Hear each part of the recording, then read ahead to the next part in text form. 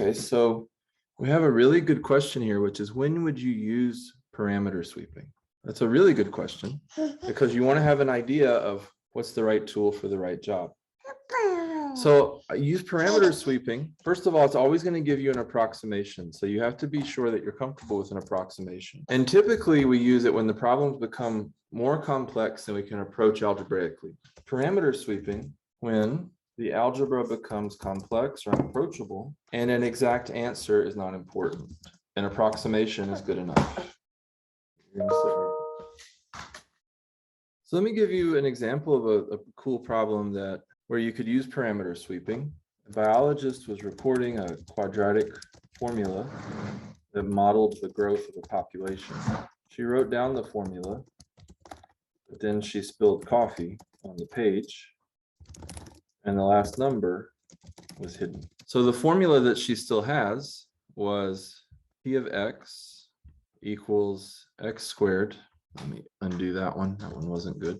X squared plus 1.5x plus, and then she doesn't remember this last part. This is the coffee spill.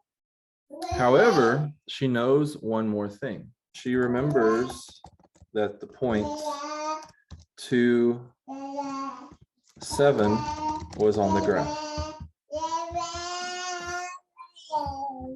Are you with me so far? I know my son is being very loud in the background. Are you following the question? What's the missing number that the coffee got spilled on? Do y'all follow this question? The question is function p of x equals x squared plus 1.5x plus c passes through the point 2, 7. Find an approximate value of c.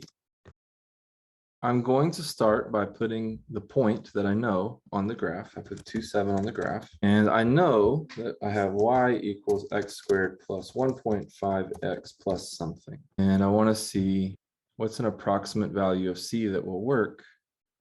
So I'm going to step. So I have a c that passes through, and it looks like c equals 0.3 is an approximation. Will work. Now, one thing, so I'm going to go 0 to 1, and I'm going to go very, very small steps so that I can guess and check my way there. I'm going to zoom in so I can really see the error in my value of c and get a good approximation here. So as I move c, it looks like c equals 0 is actually the best fit. But to reality check that, I can move this down and see if moving more towards -1 would work. Yeah. C equals 0 passes right through it. And so I can zoom in and make sure that that tracks. Do you agree? This is making sense? If I zoom in on C equals 0, I see, wow, that's a really good, really tight fit. And so it looks like C equals 0 is the right answer. And I found that by parameter sweeping.